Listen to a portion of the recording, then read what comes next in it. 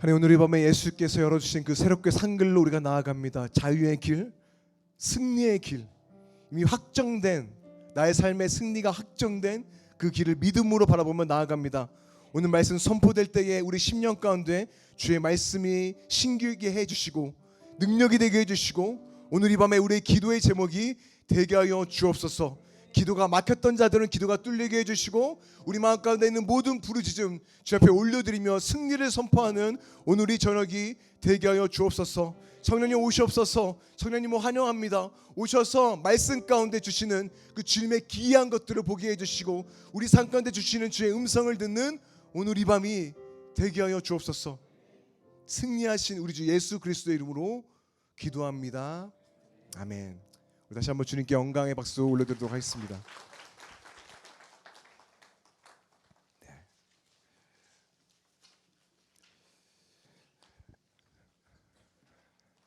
네. 자, 오늘 바로 말씀 보도록 하겠습니다. 오늘 읽을 하나님의 말씀입니다. 마태복음 26장 47절부터 56절까지의 말씀을 우리 보겠습니다. 마태복음 26장입니다. 47에서 56입니다.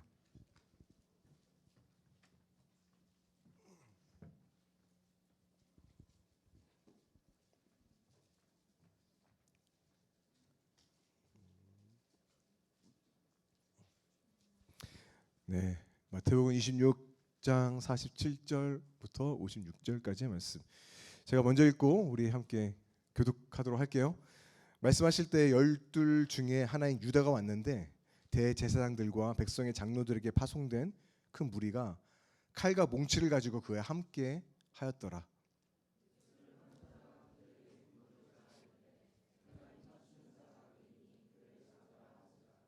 곧 예수께 나와 랍비여 안녕하시옵니까 하고 입을 맞추니,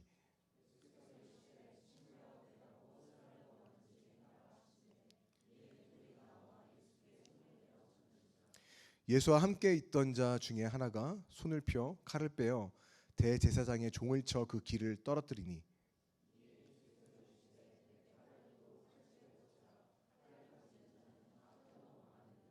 너는 내가 내 아버지께 구하여 지금 12군단 더 되는 천사를 보내시게 할 수 없는 줄로 아느냐.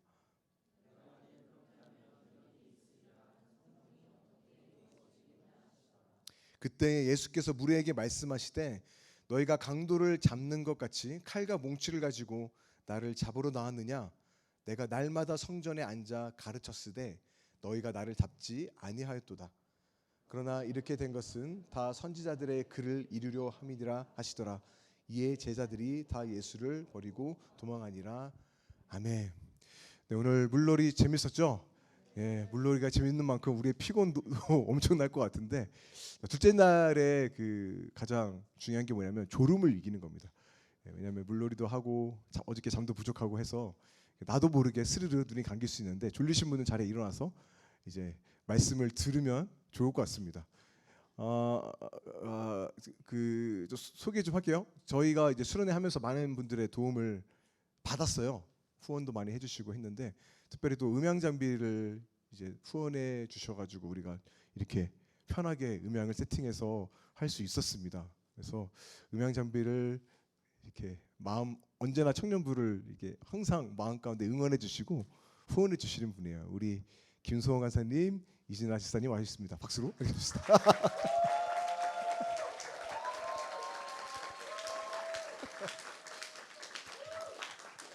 아이스크림까지 사오는.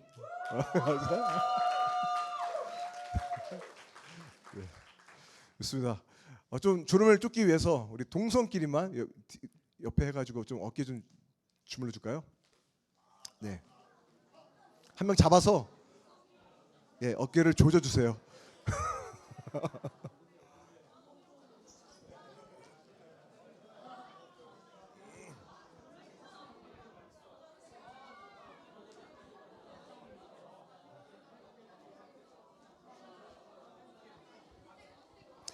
자, 세기 10이면 5, 6, 7, 8, 10. 네, 됐습니다. 중간에 여러분의 눈이 풀리면 제가 또 안마 시킬 테니까 네, 좀 잘 보세요.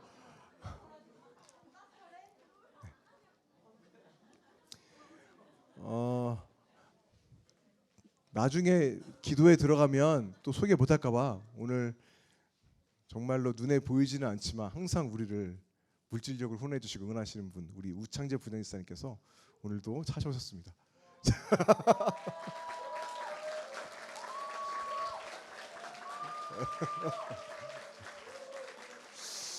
네. 너무 감사하고요. 우 부장님은 절대 빈손으로 오지 않습니다. 엄청난 간식을 가지고 오셨을 겁니다. 기대하시는 마음으로 오늘 말씀 듣도록 하겠습니다. 자, 오늘 두 번째 날 말씀 함께 살펴볼 텐데, 제가 뭐 계속 이야기하는 건데 저는 모태신앙이었다가 예수님 만난 케이스예요. 그래서 모태신앙들의 특징이 뭐냐면 제 의지는 중요한 게 아니죠. 태어나니까 부모님 다 교회 다니시고 아무 생각 없이 교회 나간 겁니다. 아무 생각 없이 교회 나갔고, 그래서 신앙생활은 저에게 있어서는 하고 싶은 게 아니죠. 해야만 하는 것, 내가 그렇게 할 수밖에 없는 것으로 저는 인식을 했습니다. 그러니까 의무인 거죠. 당위성을 가지고 하는 게 신앙생활이다라고 저는 생각을 한 겁니다. 물론 의무가 나쁘다는 건 아니에요. 신앙생활 해보니까 의무는 되게 중요해요. 제가 운동하면서 이걸 많이 깨닫는데, 운동할 때 아침에 일어나면 정말 가기 싫잖아요. 여러분 아시죠? 정말 이게 머리가 너무 무겁고 오늘 좀 쉴까라는 생각, 5만 가지 생각이 막 듭니다. 5분 동안 막 머릿속에 싸우다가 어떻게 해서든지 몸을 질질 끌고 운동하면 딱 드는 마음이 뭐죠? 한성천?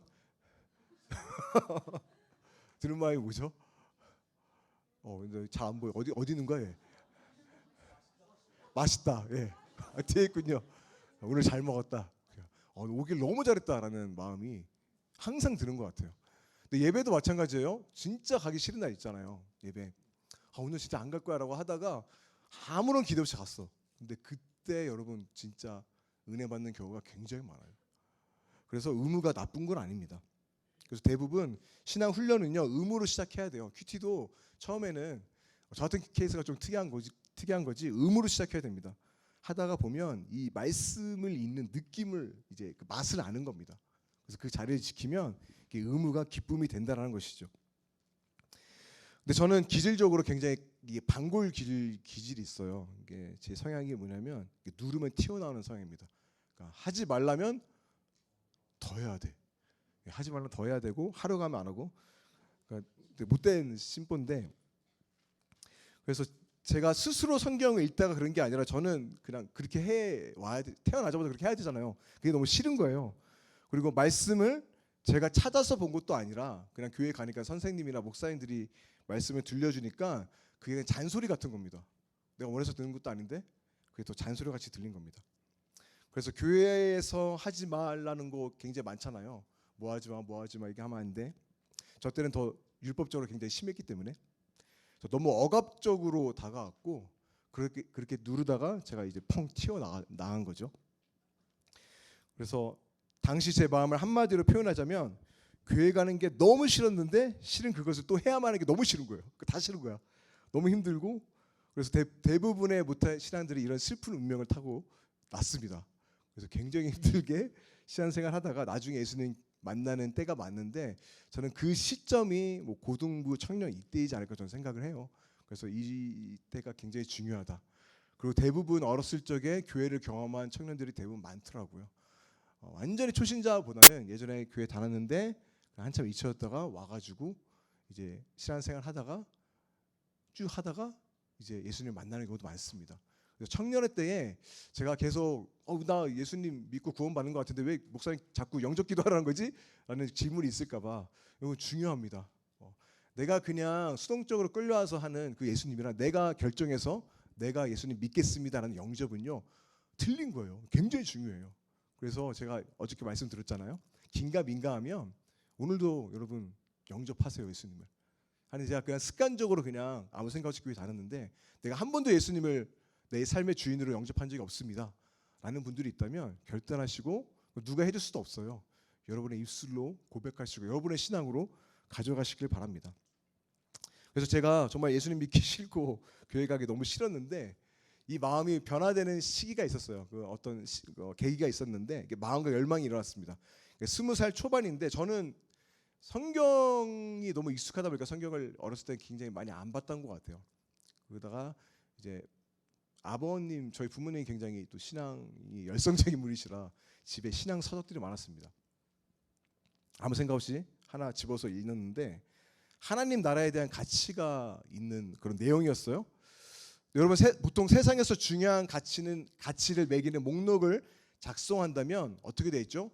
중요한 것들이 가장 상단에 있고 초라한 게 가장 바닥에 있는 게 당연하죠. 피라미드의 가장 위쪽에는 큰 자가 있어야 되고 아래쪽에는 작은 자가 있는 게 당연한 겁니다. 실제 이집트의 피라미드가 상징하는 게 이와 같은 겁니다. 한 사람의 절대 권력자를 위해서 다수의 노동력을 착취하죠. 그래서 그 피라미드는 오늘날의 세상의 시스템을 너무나 잘 보여주고 있다라는 것이에요. 여러분, 저는 소위 강남 8학군이라는, 저 때는 더 입시가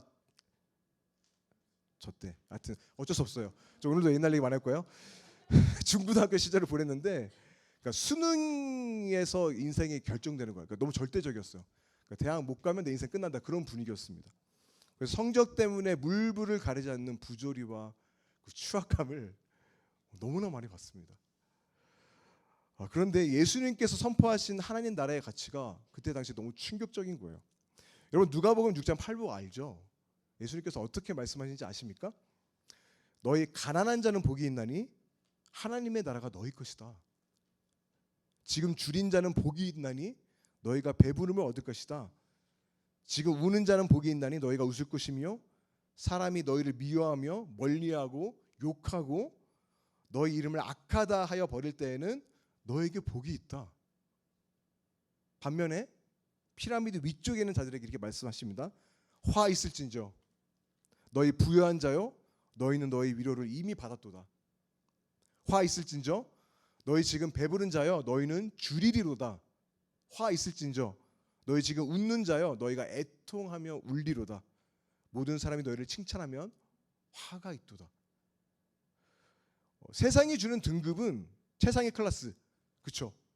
근데 예수님께서는 너무 이상한 거예요. 그들에게 화를 선포하십니다. 반면 가장 초라하고 볼품없는 가장 바닥에 있는 자들, 소망 없는 자들, 별로 관심도 없고 잊혀지는 자들, 그들에게 너에게 복이 있다라고 말씀하세요. 당시 이 메시지가 너무나 충격적이었습니다. 그리고 이 세상 가치와는 기독교가 굉장히 다르구나라는 것을 그때 깨닫고 끌리기 시작했어요. 예수님이 어떤 분이지? 알면 알수록 예수님이 너무 매력적인 거예요. 내가 믿는 기독교가 이런 거였나? 너무 멋진 거예요. 근데 정말 이상한 것 같습니다. 어렸을 적에는 이런 메시지 수없이 들었을 텐데 그때는 별 감동이 되지 않았거든요. 근데 여러분, 이때가 중요해요. 어떤 내가 사고를 하고 내가 내 믿음으로 붙들 때 그때 메시지가 들리는 것 같습니다. 그리고 그때 당시에는 예수 믿고 세상에서 성공해야 된다라는 게 그런 메시지도 굉장히 많았습니다. 그래서 뭐 기독교 교회라 해봤자 세상과 다를 게 없는데? 라고 생각을 했는데 그게 전부인 줄 알았습니다. 그래서 그 당시에는 기독교가 그렇게 매력적으로 저한테 다가오지 않았던 것 같아요. 근데 20대 청년일 때 제 마음이 그 피라미드의 그 그림이었던 것 같아요. 하나님의 나라의 가치는 완전히 역전된 것이다. 거꾸로 해가지고 역삼각형을 보여주는 그 그림이 저에게는 굉장히 인상적이었습니다. 그래서 예수님 어떤 분일까? 이분을 따르고 싶다라는 마음이 제 마음 가운데 일어나기 시작한 거예요. 그때서야. 아마 예수님의 제자들도 왜 예수님을 따랐을까요? 갈릴리 총구석의 목수인데 볼품없는 그런 분이었는데 여러분, 구물을 버렸어요. 그러니까 생업을 버린 거예요. 그 정도까지 따르면 엄청난 뭔가 끌리는 게 뭔가 있었다라는 것이죠. 뭔가 다른 거예요. 이분이 말씀하는 건 뭔가 다르네. 그래서 구물까지 버리고 예수님을 따랐던 것입니다. 그래서 바라기에는 저는 이 밤에 선포되는 말씀이 여러분에게 그 말씀으로 들렸으면 좋겠어요. 정말 내가 예수님 따르고 싶다. 내가 이 신앙 내 삶으로 붙들고 싶다. 내가 이 가치대로 살아가고 싶다 라고 여러분이 붙들 수 있는 오늘 이 저녁이 되었으면 좋겠습니다. 어제 우리는 내면에서 일어나는 전쟁에 대해서 살펴보았고요. 오늘 저녁은 우리가 예수님을 믿기 때문에 치를 수밖에 없는 전쟁이 있어요. 피할 수 없습니다. 삶의 전쟁이 있는데 이 전쟁을 어떤 방법으로 싸워야 하는가에 대해서 살펴보겠습니다. 솔직히 여러분 오늘 말씀 다 아는 말씀이에요. 새로운 거 하나도 없습니다. 하지만 그런 때가 있죠. 이미 아는데 너무 새롭게 들려지는 거예요. 이미 다 아는 말씀인데, 그렇죠? 복음 사역리 다 아는데 어느 날은 그게 너무 새롭게 들리는 거예요. 저는 여러분들에게 그 은혜가 오늘 이 저녁에 있었으면 좋겠습니다. 그래서 예수님 따르고 싶다. 예수님을 따르고 싶고 사랑하고 싶은 마음의 열망이 우리 가운데 일어나서 그물을 벌어두고 예수님을 따르는 더 디사이플 제자들 우리 모두가 됐으면 좋겠습니다. 우리 옆 사람 보고 고백합시다. 오늘이 바로 그날입니다. 오늘이 바로 그날입니다. 예. 좀 찬양 한 곡 할까요? 죄송합니다. 갑자기 막 시켜가지고. 근데 제가 곡을 안 줬어. 내 안에 가장 귀한 것. 네. 시킬 거야.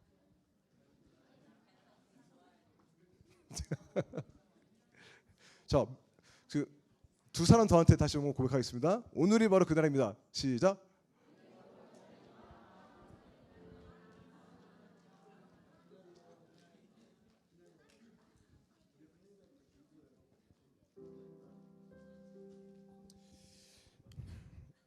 자, 예수님이 나의 가장 귀한 분이다 라는 고백으로 우리 함께 찬양하겠습니다. 내 안에 가장 귀한 것. 셋, 넷. 내 안에 가장 귀한 것 예수를 알미라. 그 음보다 더 귀한 것 예수를 알미라. 세상 지식보다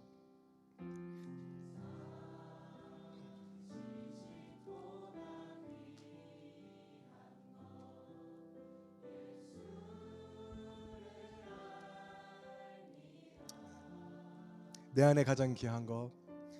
내 안에 가장 귀한 것 예수를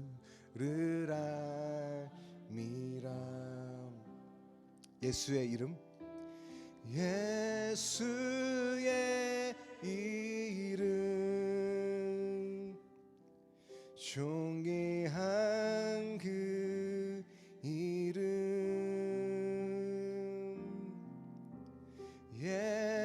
예수의 이름 능력의 그 이름. 다시 한번 예수의 이름. 예수의 이름 존귀한 그 이름 예수의 이름 능력의 그 이름. 아멘. 여러분 그렇습니다. 신앙은 예수님과의 관계입니다. 예수님에 대해서 얼마든지 많이 알 수 있고 그분이 이루신 일에 대해서 지식적으로 알 수 있어요. 하지만 거기서 멈추면 안 되고 예수님과 관계를 맺어야 되고 내 안에 가장 귀한, 내 삶의 가장 귀한 분이 주님이시다. 나의 삶의 주인이 예수님이시다 라는 것을 삶으로 받아들이는 게 여러분 그게 신앙입니다.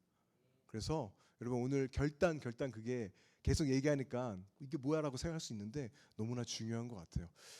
강요할 수는 없지만, 그렇죠? 여러분 스스로 해야 됩니다. 강요할 수는 없지만 여러분들이 오늘 이 밤에 그렇게 여러분 스스로 주님을 찾고 구하고 기도할 수 있었으면 좋겠습니다.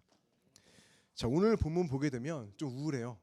예수님께서는 항상 승수장구하셨는데 많은 사람들로부터 환호도 받으셨는데 오늘 본문은 겟세마네 동산에서 일어나는 일입니다. 나락으로 떨어지는 그런 모습이 이제 시작이 됩니다. 여러분, 그물과 생업을 버리고 따랐던 제자들은 예수님이 항상 화려하고 기적을 일으키고 수많은 사람들이 따르고 그 모습 보면서 진짜 예수님 따랐다는 사실에 너무나 마음이 자랑스러웠을 겁니다. 그렇잖아요. 우리가 따르는 리더가 잘 되는 거 보고 싶지 망하는 거 보고 싶은 사람 아무도 없을 거예요.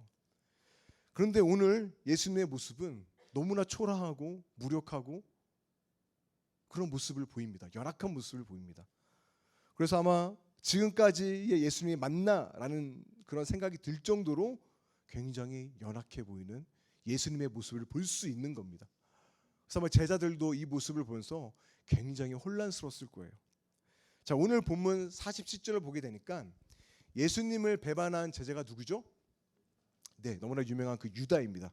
유다와 그의 일행들이 예수님을 잡기 위해서 어떻게 하냐면 군사력을 동원해요. 검과 몽치를 가지고 때려잡겠다는 거죠. 예수님을 제압해서 잡으려는 겁니다. 유다는 근데 들이닥치기 전에 한 가지 그 일행과 약속을 했는데, 내가 가서 입을 맞추면 그 사람이 예수님이다 라고 서로 사전에 모의를 한 거예요. 여러분, 당시 이스라엘 사이에서 입을 맞춘다라는 것은 친구끼리 친밀함의 인사입니다. 당시 유대인들의 이스라엘 사람들의 그 인사였어요. 그런데 여러분, 유다는요, 이 친밀함을 상징하는 입맞춤을 배신으로 바꾸어 버렸죠. 그런데 이런 질문이 듭니다. 그냥 들이닥쳐서 예수님 그냥 잡으면 되는데 왜 굳이 입을 맞추려고 하는 걸까? 아마 유다 생각에는 왜 여러분 유다가 칼과 몽치를 가지고 예수님을 찾아왔을까요? 아마 그의 예수님도 뭔가 이제 그의 똑같이 어떤 힘으로 자신들을 제압하려고 했다고 생각을 한 모양입니다. 그래서 지금 무기를 준비한 것이죠. 예수님을 어떤 무장한 부대, 힘을 가지고 승리하는 그런 반역을 주도하는 그런 혁명가 정도, 그런 정도로 생각을 한 겁니다. 그런데 오늘 본문 보게 되니까 예수님께서 이렇게 말씀을 하세요. 너희가 강도를 잡는 것 같이 검과 몽치를 가지고 나를 잡으러 왔느냐라고 말씀하십니다. 여기서 강도라는 번역된 의미를 좀 들여다보면 이런 의미입니다. 그러니까 너무 우리나라만 강도 그래서 또 있는데, 그러니까 기존 질서를 무너뜨리고 새로운 질서를 세우기 위해서는 여러 가지 방법이 있는데, 쿠데타를 일으켜서, 그렇죠, 폭력적인 전술을 사용해서 일으키는 어떤 운동이나 그런 혁명을 일으키는 사람을 말합니다. 여러분, 당시 유대인들은 로마의 압제 아래에 있었기 때문에 이러한 메시아를 원했어요. 이런 리더를 원했죠. 제발 이 괴로운 이 현실에서 우리를 탈출시킬 그런 군사적인 메시아를 그들은 원했던 겁니다. 그런데 예수님께서는 유다에게 이렇게 말씀하시죠. 50절. 친구여, 네가 무엇을 하려고 왔는지 행하라. 여러분, 저는 이 예수님의 말씀이 유다의 가슴에 정말 비수처럼 찔렀을 거라고 저는 생각을 해요. 아마 이때부터 유다는 엄청나게 괴로움을 느꼈을 것입니다. 여러분, 무장하고 저항할 줄 알았는데 그래서 배신에 입맞춤을 했어요. 근데 예수님께서 어떻게 합니까? 이 배신자가 아니라 친구라고 얘기해요. 친구요. 유다의 생각과 완전히 빗나가는 순간이죠. 예수님의 이 땅에서 행하신 이 일들은, 세상을 바꾸려는 그런 모습은, 그 운동은 유다가 생각하는 그런 혁명이 아니었습니다. 여러분, 역사를 보게 되면 많은 종류의 세상을 바꾸려는 많은 시도들과 운동들과 그런 혁명들이 있었죠. 그리고 대부분의 혁명은요, 입맞춤하듯 굉장히 새로운 세상을, 장밋빛 세상을 우리에게 제시하지만 결국 칼과 몽치의 혁명이었습니다. 결국 그러한 혁명은 외양만 바꿨을 뿐이지 그 안에 있는 낡은 가치들은 바꾸지 못했어요. 그러니까 여전히 아무리 바꾼다 해도 피라미드 꼭대기의 가치는 변함이 없는 겁니다. 여전히 그대로인 겁니다. 하지만 예수님이 이루고자 하시는 일은요, 칼과 몽치의 혁명이 아니었죠. 나를 반대하는 자에게 배신자에게 친구라고 부르는 혁명이었습니다. 그리고 칼과 몽치로 제압한다고 해도 똑같이 갚는 그런 혁명이 아니었어요. 완전히 다른 혁명이죠. 그러니까 싸우는 방법이 완전히 다른 겁니다. 그렇기 때문에 배신과 검과 몽치로는 예수님을 막을 수 없었다라는 것이죠. 유다는 이걸 몰랐던 거예요. 그런데 여러분, 비단 유다뿐이겠습니까? 51절을 보게 되니까 이렇게 되어 있습니다. 혹시 인용 구절이 뜨나요? 안 떠도 됩니다. 자, 51절 보게 되면 예수와 함께 했던 자 중에 하나가 손을 빼어 대제사장의 종을 쳐 그 길을 떨어뜨렸다라고 되어 있어요. 여러분, 여기서 이 사람이 누굴까요? 예수와 함께 있던 자 중에 하나라고 되어 있는데 요한은 그 사람이 바로 베드로라고 이야기를 합니다. 베드로입니다. 여러분, 베드로가 어떤 사람이었어요? 하나님의 나라에 대한 수제자잖아요. 엄청 예수님이랑 시간도 많이 보냈고 예수님이 하고자 하는 것들이 무엇인지 아는 사람이었습니다. 근데 결정적인 순간에 손에 검을 뽑아들죠. 그리고 길을 떨어뜨립니다. 여러분, 베드로는 예수님 따르겠다고 그렇게 굶을 따르고 그렇게 삶을 내어들었는데 베드로 역시 하나님의 방법으로 싸우는 방법이 몰랐던 겁니다. 그래서 베드로는 사람을 낚는 어부가 아니라 지금 어떻게 돼 있죠? 사람을 자르는 어부가 된 겁니다.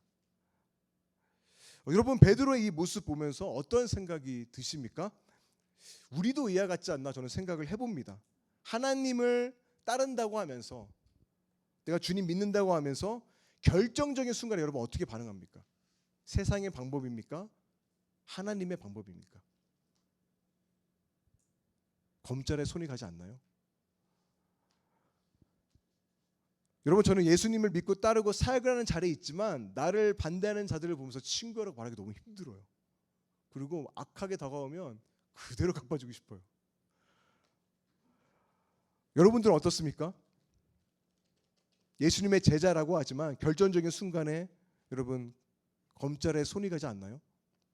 하나님의 나라의 가치를 붙드는 게 아니라 세상의 모습으로 변모하는 모습이 우리 모두가 아닐까 생각이 드는 겁니다. 돈과 권력, 결국에는 성공과 명예를 따르는, 예수님 따른다고 하지만 그런 우리들에게 예수님께서는 말씀하십니다. 52절이죠. 베드로에게 한 말씀이지만 우리 모두에게 되는 말씀이라고 생각합니다. 52절 우리 함께 읽도록 하겠습니다. 준비됐나요? 있네요. 자, 시작하겠습니다. 시작.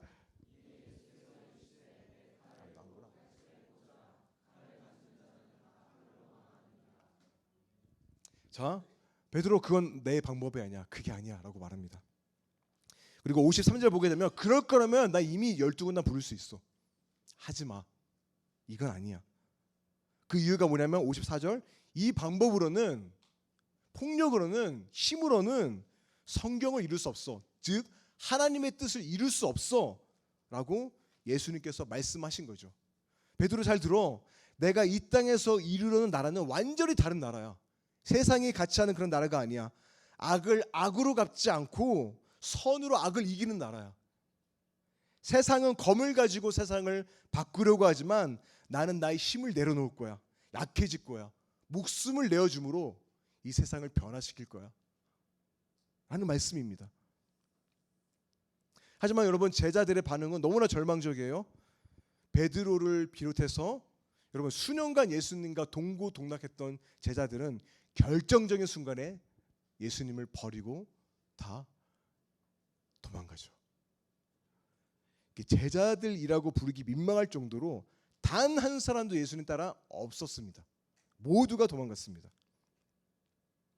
어떻게 그럴 수 있나라고 생각을 해볼 수 있지만 여러분 보세요. 이들은 그물과 생업을 버리고 예수님을 따랐던 자들입니다. 하지만 결정적일 때 예수님 버리죠. 우리 또한 그럴 가능성이 다분하다. 더 있으면 더 했지.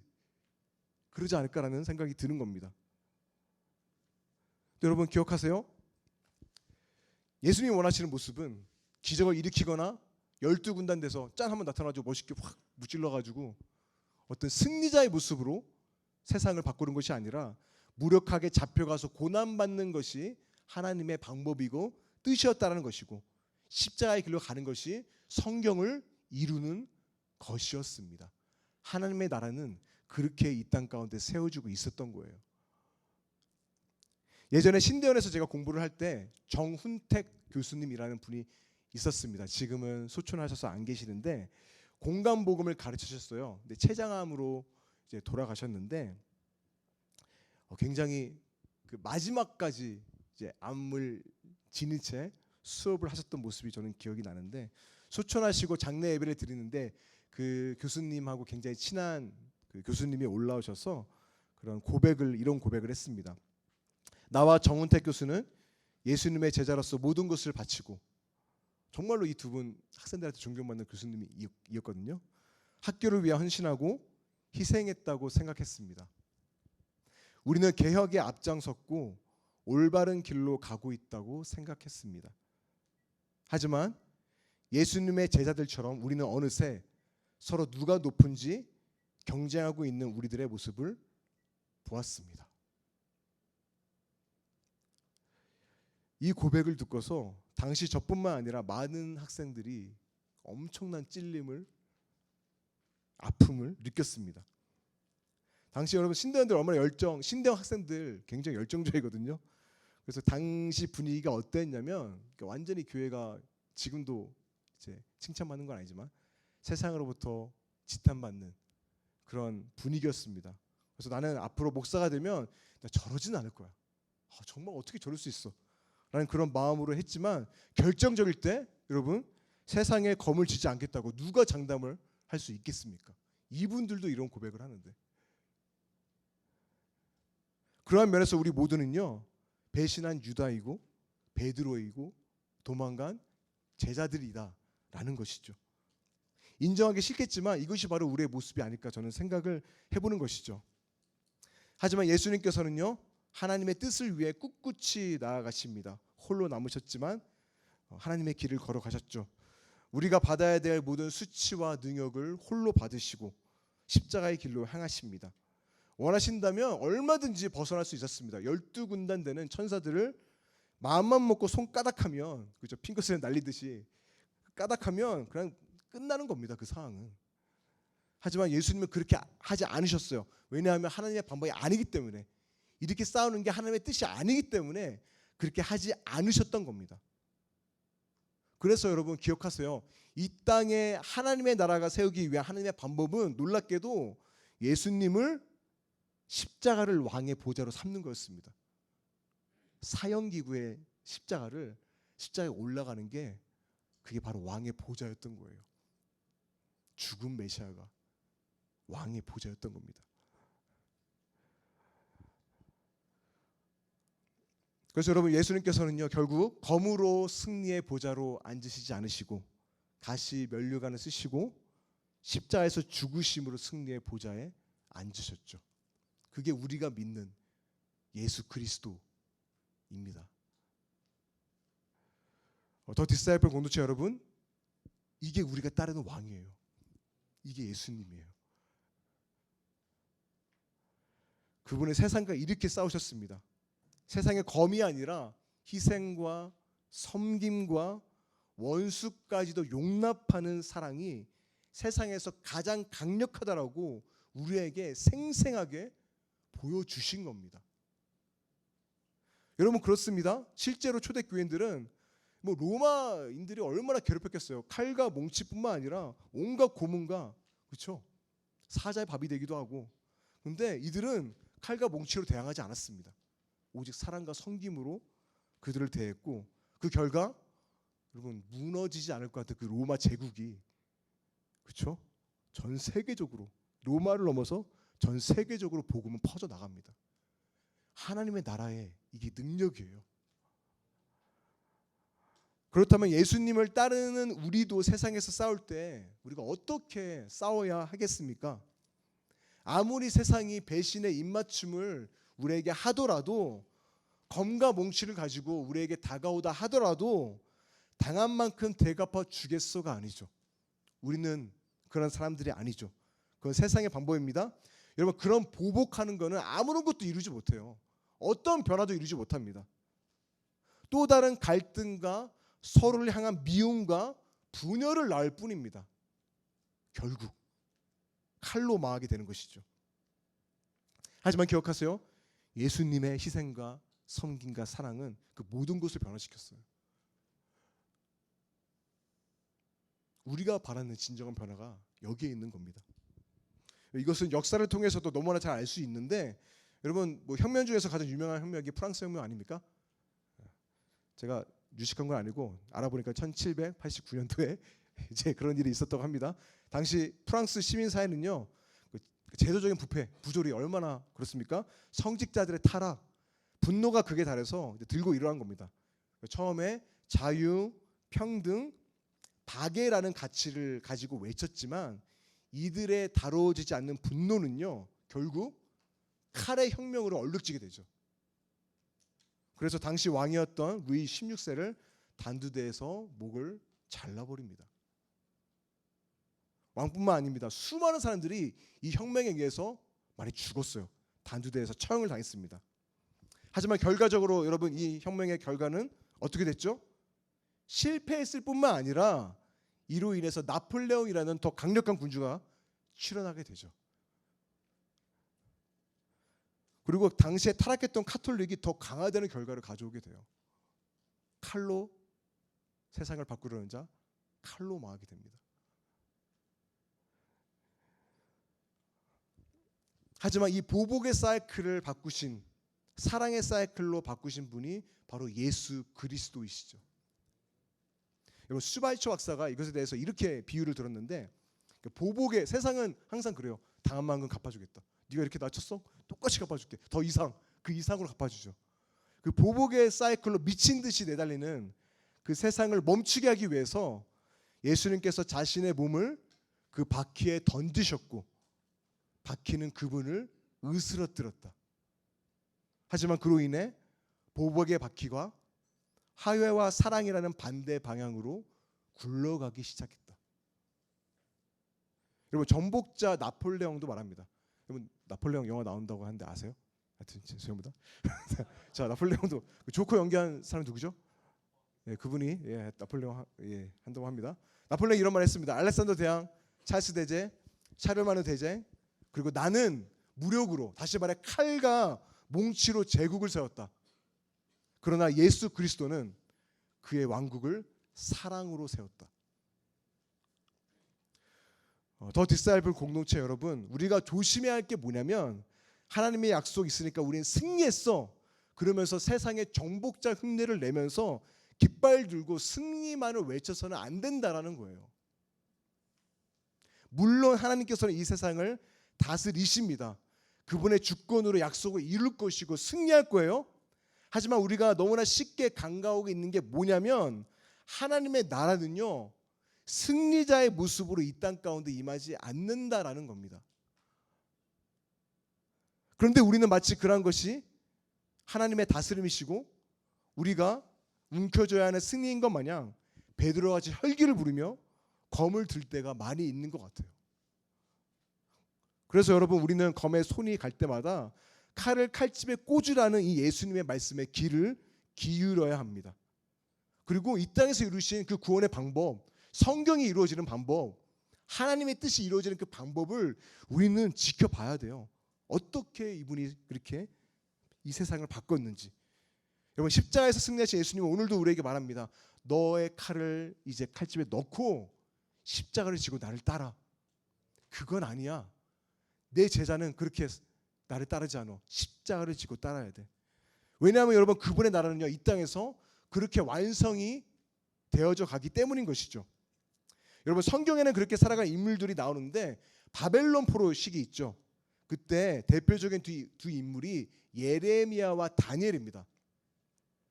여러분 보세요. 이스라엘 백성이 바벨론의 포로로 끌려갔을 때 두 가지 선택이 있었습니다. 그게 뭐냐면, 첫 번째는 혁명이죠. 그렇죠. 피해 혁명. 반란이 일으켜서 대항하는 겁니다. 둘째는 그냥 포기하고 바벨론 문화를 받아들임으로써 이방 신들을 자기의 신으로 삼는 것. 이 두 가지죠. 그래서 바벨론에게 반기를 들고 대항할 것인가, 아니면 그들과 완전히 타협할 것인가. 둘 중에 하나였습니다. 하지만 예레미야 선지자는요, 완전히 다른 세 번째 방법을 우리에게 말하고 있습니다. 예레미야 29장 4절부터 7절까지 말씀입니다. 우리 앞에 화면 있는데 함께 읽어보도록 하겠습니다. 시작. 만군의 여호와 이스라엘의 하나님께서 예루살렘에서 바벨론으로 사로잡혀 가게 한 모든 포로에게 이와 같이 말씀하시니라.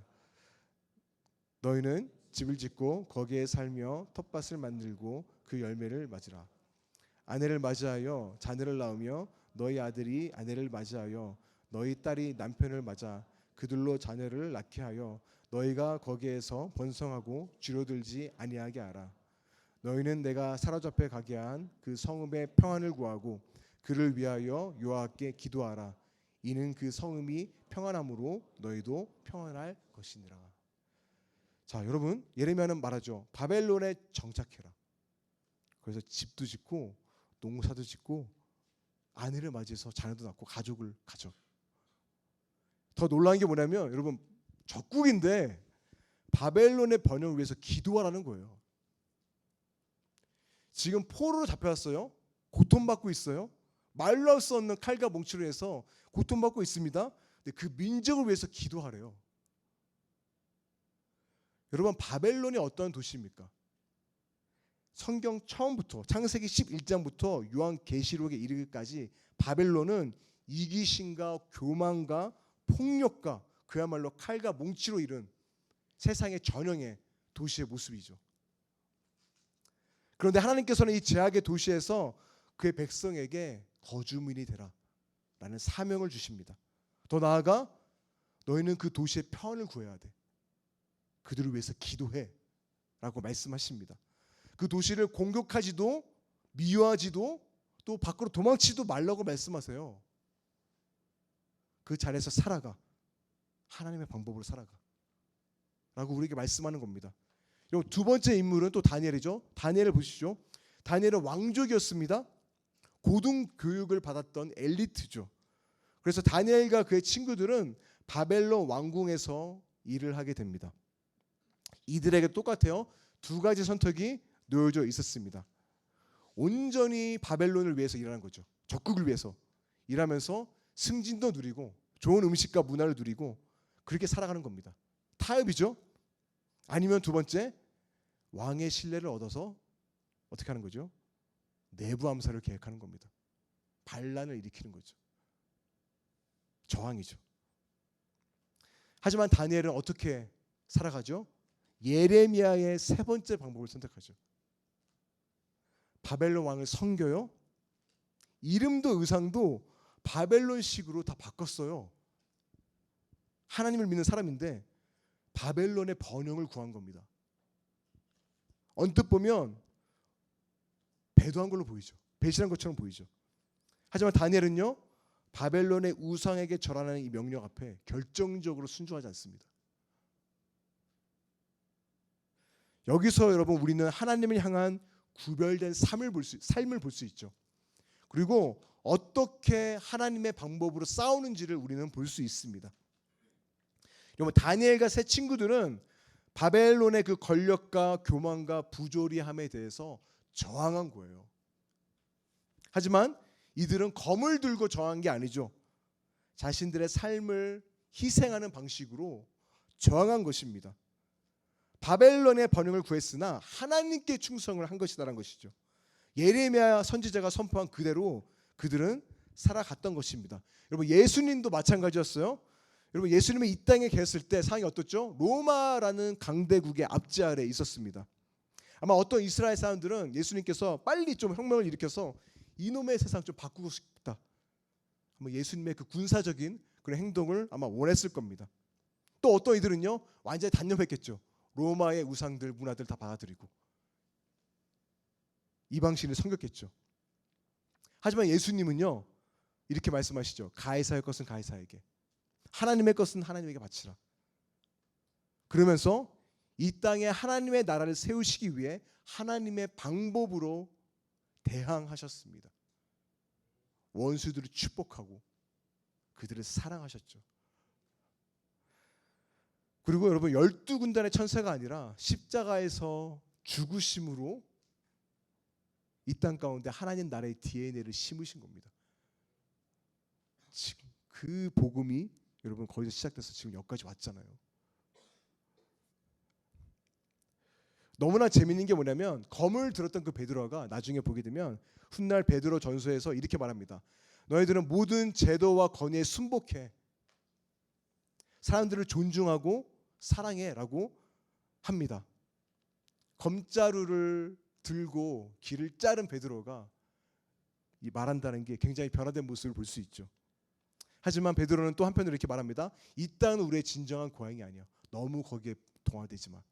우리는 예수님을 따르는 사람들이야. 거루민이고 나그네야. 구별돼야 돼. 즉 교회 안에서만 구별되는 게 아니라 세상에서 구별돼. 너희가 그렇게 살아가야 돼. 여러분 예수님 믿는 거 어떠세요? 혹시 눈치 보이지 않으십니까? 제가 들어보니까 요즘 분위기가 너무 싸늘하잖아요. 교회가 너무 욕을 먹어서 예수님 믿는 거 숨기고 신앙생활하는 청년들이 많더라고요. 이해는 갑니다. 물론 우리는 겸손해야 되고요. 지금까지 상식적이지 못한 교회 모습이 있었던 건 사실입니다. 그렇죠? 우리는 반성해야 됩니다. 하지만 우리가 부끄러워하지 말아야 할 것은요. 우리가 믿고 소망하는 바 예수님이 따랐던 길이잖아요. 이건 우리가 부끄러워할 수 없습니다. 끝까지 지켜야죠. 여러분 사도 바울은 말합니다. 로마서 1장 16절. 내가 복음을 어떻게 한다? 부끄러워하지 아니한다. 이 복음은 모든 믿는 자에게 구원을 주시는 하나님의 능력이다. 나는 이 복음을 부끄러워할 수 없다. 여러분 복음은요 모든 사람을 살리는 능력입니다. 그리고 복음은 우리의 삶까지도 변화시키고 더 나아가 세상을 변화시키는 강력한 능력인 거예요. 모든 것을 변화시키는 것이 바로 복음입니다. 그렇게 여러분 교회가 욕먹는다 할지라도 우리는 이거는 붙들어야죠. 복음을 부끄러워할 수는 없잖아요. 여러분 역사적으로 교회가 보여준 결점은 사실 이 복음의 원리를 잘못 실천했기 때문에 생긴 겁니다.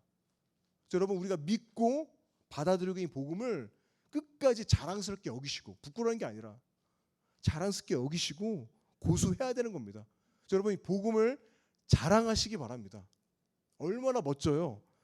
여러분 예수님 믿는다고 당당하게 말하세요. 많은 사람들 앞에 내가 믿는 분은 그리스도를 주라고 시인하십시오. 입술로. 나는 예수님 믿어라고 얘기하세요. 왜 숨깁니까? 그리고 여러분 각자가 작은 예수로 살아가서 칼과 몽치가 아니라 사랑과 섬김이 무엇인지를 보여줘야 합니다. 여러분 어떻게 이 예수님의 사랑과 섬김이 있는지를 여러분의 가정과 직장과 캠퍼스에 나아가서 그 모습을 보여줘야 돼요. 아니면 세상은 몰라요. 알 수 있는 방법이 없는 겁니다. 그래서 예수님께서 말씀하시죠. 너희는 나아가서 내 증인이 되라. 그게 우리에게 주어진 의미와 목적인 겁니다. 그래서 여러분 하나님 나라를 위해서 복음을 부끄러워하지 말고 우린 전진해야 되는 것이죠.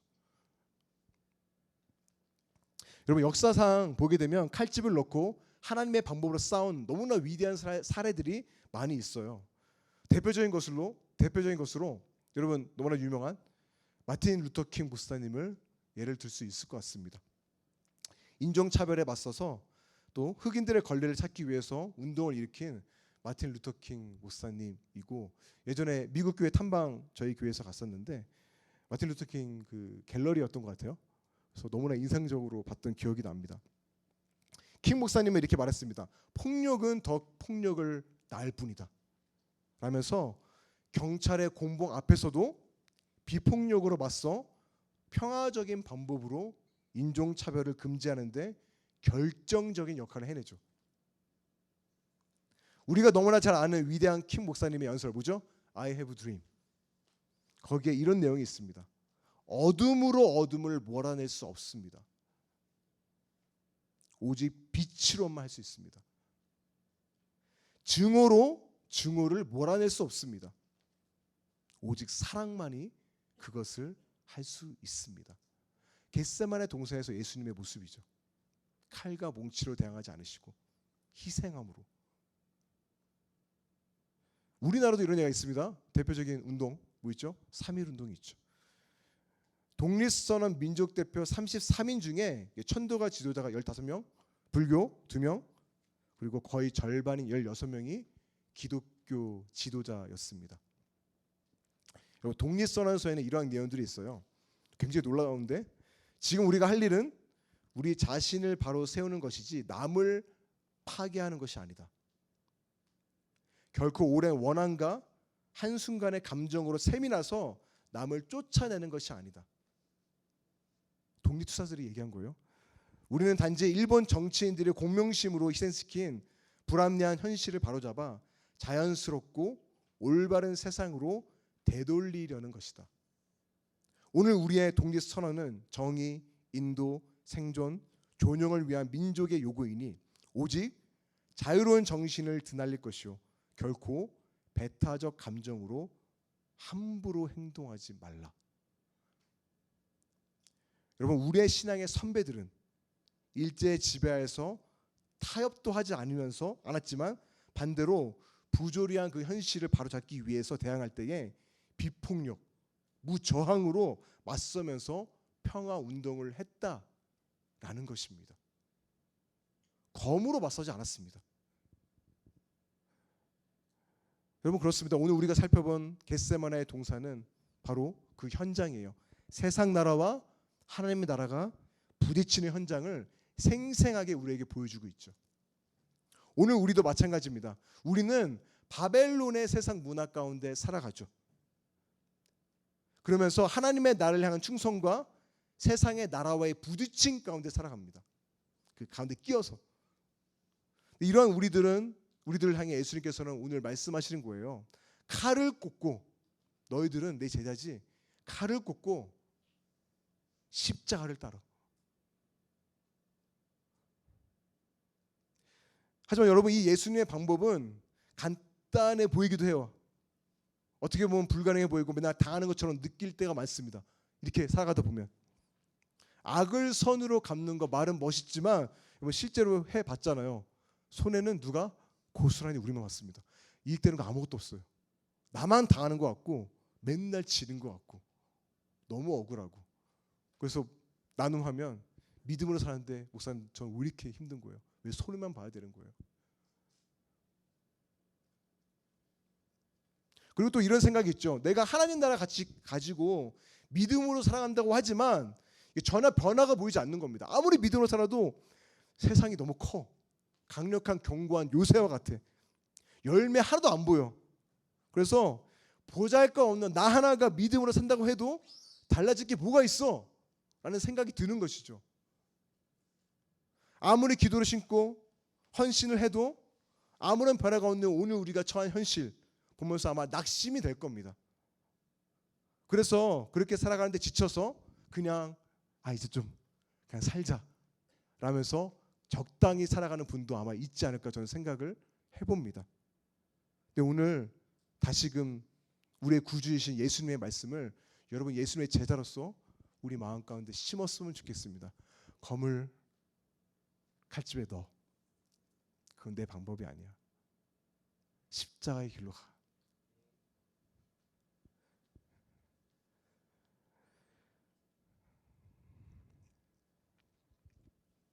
여러분, 그럼에도 불구하고 많이 낙심이 되긴 해요. 그렇죠? 삶에서 현장에서 처하는 우리의 현실은 많이 힘듭니다. 모르는 바 아닙니다. 근데 여러분, 창세기 3장을 보게 되면 그런 이야기가 있어요. 하나님께서 선악과를 따먹은 아담과 하와에게 땅의 저주를 받아 땀 흘려 수고해도 가시덤불과 엉겅퀴를 낼 것이다라고 말씀하십니다. 그래서 여러분 그런 거예요. 오늘 우리가 믿음으로 심지만 우리가 받아들여야 되는 이 세상은요 그만큼의 열매를 내지 못한다는 거예요. 그래서 악을 선으로 갚아도 세상은요 여전히 가시덤불과 엉겅퀴를 내는 겁니다. 이런 현실 앞에 우리가 놓여져 있습니다. 그런데 여러분, 그럼에도 불구하고 우리가 왜 하나님을, 예수님을 따르고 하나님의 나라의 소망을 가지고 이 땅 가운데 심어야 될 그 이유가 무엇일까요? 그냥 적당히 살면 편할 텐데. 이것을 놓치지 말아야 될 이유, 포기하지 말아야 될 이유가 무엇일까요? 그럼 마지막으로 두 가지만 이야기하도록 하겠습니다. 첫 번째는 아시는 분들도 있겠지만 비글의 나무 이야기라는 이야기를 제가 들려드릴게요. 두 번째는 예수 그리스도의 부활에 대해서 말씀드리겠습니다. 여러분, 반지의 제왕을 쓴 톨킨이 반지의 제왕으로 유명하지만 니글의 이파리라는 짧은 단편 소설이 있습니다. 예전에 옛날 옛적에 그 니글이라는 사람이 있었습니다. 이 사람은 그 마음 가운데 평생 이루고 싶은, 꼭 그리고 싶은 그림이 있었어요. 그게 뭐냐면 커다란 나무예요. 멋진 나무, 아름드리 드리는 나무. 그래서 이파리 하나에서부터 시작해서 나무 한 그루 전체를 그리는 이미지인데 항상 마음 가운데 그 그림을 품고 살았습니다. 그러다가 생각하기를 언젠가 죽어야 할 존재인데 내가 마음만으로는 가지고 있으면 안 되겠다. 그리자라고 생각을 합니다. 그래서 그림을 그리기 위해서 사다리를 타고 올라갈 만큼 큰 캔버스를 준비하고 이제 이파리부터 그림을 그리기 시작한 거예요. 근데 이게 생각보다 진도가 나가지 않는 겁니다. 두 가지 이유가 있었는데, 첫 번째는 니글이 나무 전체보다 이 이파리 하나에 너무 공을 들인 거예요. 여기 시간을 다 쓴 거죠. 저도 미대 있을 때 이게 데생 하다 보면 하나에 꽂히면 거기 막 팔 때 있거든요. 근데 그렇게 하면 시간 다 땡 하고 이제 끝나는 거예요. 근데 니글도 거기에 너무 마음을 쓴 겁니다. 너무 많은 시간을 들인 겁니다. 그리고 두 번째는 니글의 따뜻한 마음 때문이었습니다. 집중해서 다 거절하고 그림을 그려야 되는데 친구들이 부탁하는 일을 거절하지 못하는 겁니다. 그래서 그림 그리다가 또 가서 도와주고 붓을 계속 놓지 말아야 되는데 남 도와주느라고 이게 그림이 진도가 안 나온 거예요. 그리고 이 책을 보게 되면 꼭 그런 친구 있죠. 페리시라는 얄미운 친구가 등장합니다. 시든 때도 없이 찾아와서 여러분 착한 사람 이용한 사람 있잖아요. 별것 자질구레한 일 다 시키는 겁니다. 그러니까 니글이 어떤 그림을 그리는지 전혀 이 사람은 관심이 없는 거예요. 그런데 그렇게 시간을 보내던 니글은요, 어느 날 깨달은 거죠. 아, 나에게 이제는 시간이 별로 남지 않았다. 근데 이 페리시라는 이 얄미운 이 자식은 비가 오는 추운 날에 지가 다녀오면 될 것이지 니글에게 아내가 아프니까 의사를 불러달라고 또 떼를 쓰는 겁니다. 그래서 그 일을 도우다가 니글은 독감에 걸리게 되고 고열에 시달리다가 자신의 그림을 완성하지 못한 슬픔으로 눈물을 흘리며 죽음을 맞이하게 되죠. 그리고 니글이 죽고 시간이 흘러 니글의 집을 사들였는데 어떤 사람이 보니까 이게 그림에 엄청난 큰 캔버스에 이파리 하나만 그려져 있는 거예요. 이게 뭐야? 그래서 마을 박물관에 그림을 전시했고 제목을 이렇게 붙였습니다. 잎사귀 니글작. 그리고 구석 후미진 곳에 그 그림은 오랫동안 걸려 있었습니다. 여기까지 이야기는 너무나 슬프죠, 여러분. 참 인생 초라하다라는 생각이 듭니다. 여러분, 이 이야기에 반전이 있습니다. 그렇게 죽은 니글이요, 하늘나라에 가서 딱 갔는데 믿을 수 없는 장면을 보게 되는 거예요. 내가 그토록 꿈꿨던 나무가 동산 가운데 떡 눈앞에 있는 겁니다. 이파리 하나만 그렸던 그 모습. 근데 자신이 생각했던 것보다 더 멋지고 너무나 아름다운 거예요. 거기서 니글은요, 엄청난 위로를 받죠. 엄청난 선물을 받은 겁니다. 여러분, 이 이야기가 우리에게 뭘 말해주고 있냐면, 우리가 이 땅에서 하나님의 나라라는 엄청나잖아요. 세상을 구원으로 이끄는 이 원대한 비전과 그림을 꾸며 살아가지만 현실은 이파리 하나 그리는 거 정도일 수 있다는 겁니다. 어쩌면 평생을 그 가치를 위해 살았지만 열매 없고 이파리 하나, 장가지 하나밖에 없는 현실밖에 없어서 아마 굉장히 낙심이 들 때도 많습니다. 제 주변에 목사님들 있잖아요. 친구 목사님들 이야기 나눠보면 처음 신대원 때 그 열정, 나는 사역하면 이렇게 다 할 거고 엄청난 열정과 꿈을 가지고 시작하지만 목회 현실에 딱 부딪히게 되면 자신의 생각만큼 사역이 안 풀어지고 너무나 힘들고 이파리 하나 그리는 현실을 보게 되는 것이죠. 저희 아버지도 평생 음악 교사로 살아오다가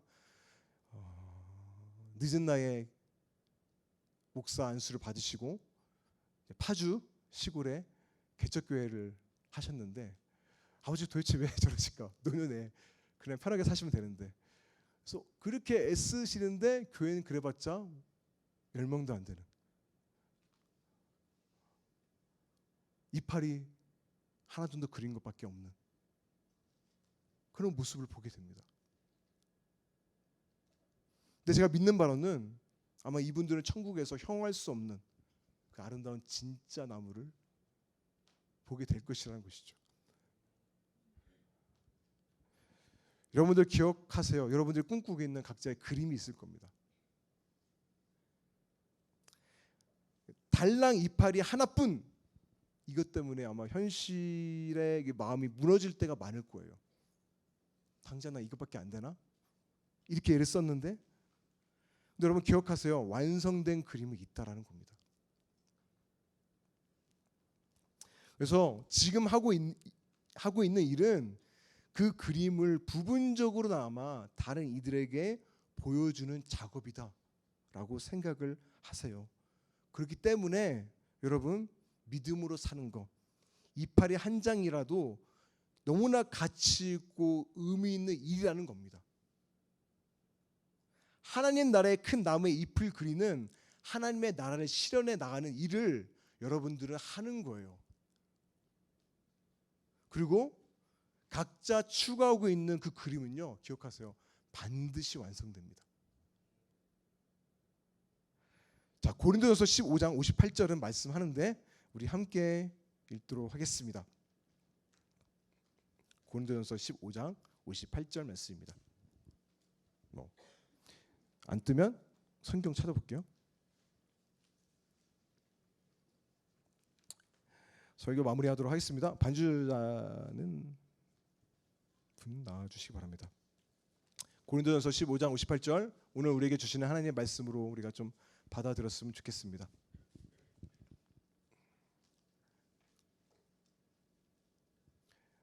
자, 15장 58절 말씀입니다.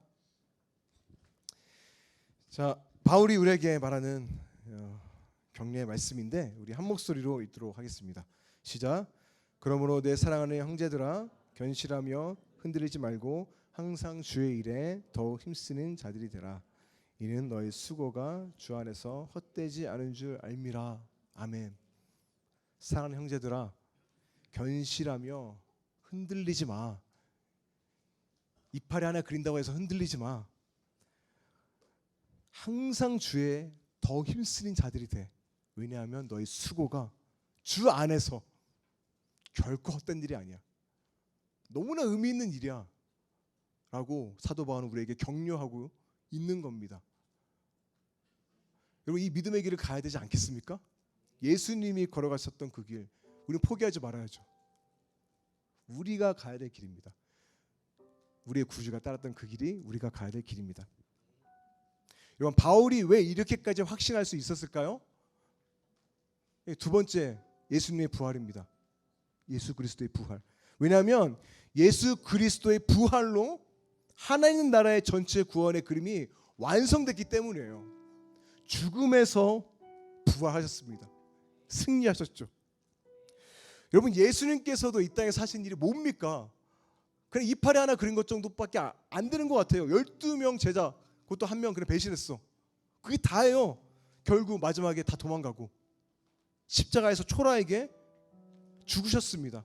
아니, 이파리 하나도 아니라 완전히 실패한 것처럼 보이죠.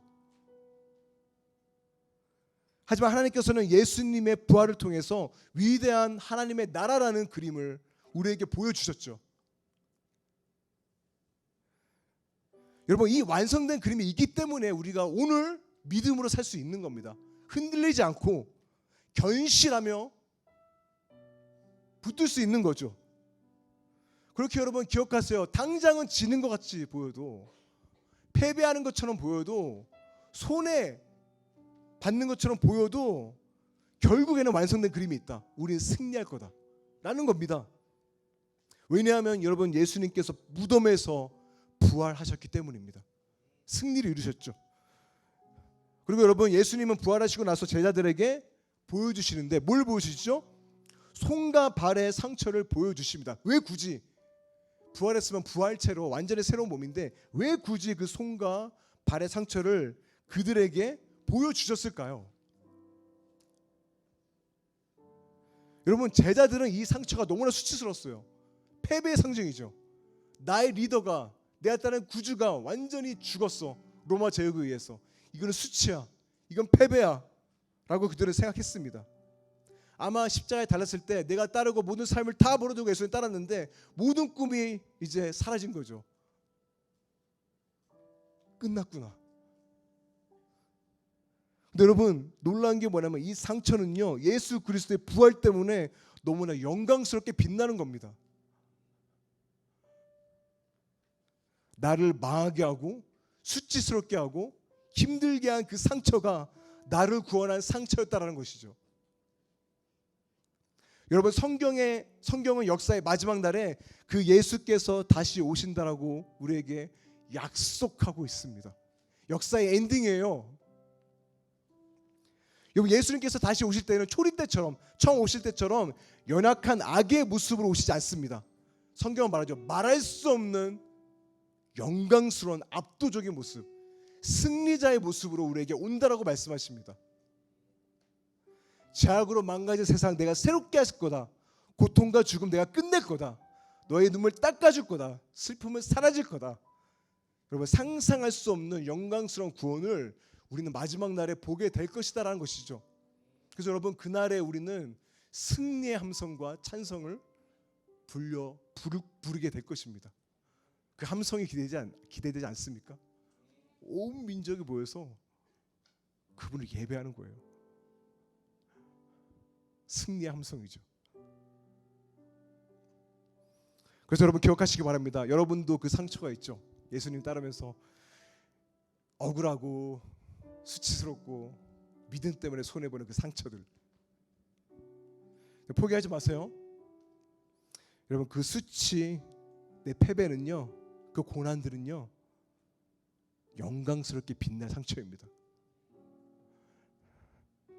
그리고 그 상처 때문에 우리의 기쁨은 더욱더 커질 것입니다.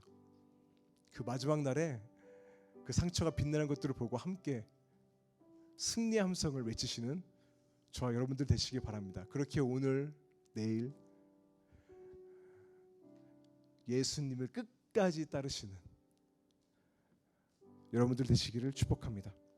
마지막으로 제가 너무나 좋아하는 글, 순전한 기독교에 실린 C.S. 루이스의 글을 읽고 마무리하려고 하는데요. 제가 읽어드리겠습니다. 하나님은 왜 적군이 점령한 이 세상의 대군을 이끌고 침공하시지 않습니까? 그만큼 강하지 못해서입니까? 아닙니다. 때가 되면 하나님은 대군을 이끌고 오실 것입니다. 그때가 언제인지는 모릅니다. 그러나 그가 지체하시는 이유는 짐작할 수 있습니다. 그는 자진해서 그의 편에 가담할 수 있는 기회를 주고 계신 겁니다. 하나님은 세상을 침공하실 것입니다. 그런 일이 일어나는 날은 바로 엔딩이죠. 세상이 끝나는 날입니다.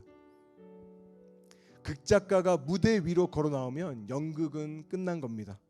하나님은 틀림없이 세상을 침공하실 것입니다.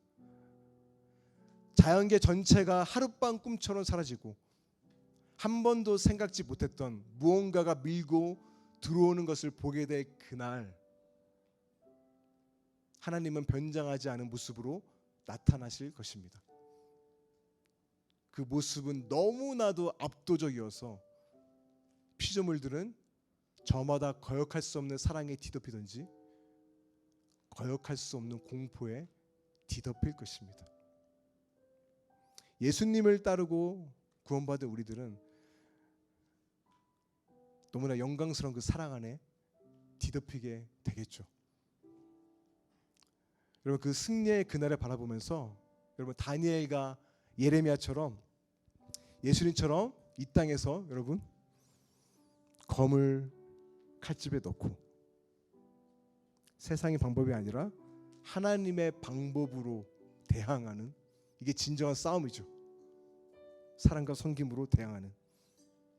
그래서 이 땅 가운데 하나님의 나라를 확장시켜 나는, 이파리 하나 그린 거지만 하나님 나라에 기여하는, 그래서 마지막 날에 그 완성된 그림을 보고 승리의 함성을 외치는 저와 여러분들 되시기를 주의 이름으로 축복합니다. 함께 오늘 말씀 기억하면서 찬양할 텐데요. 믿음으로 서리라라는 찬양입니다.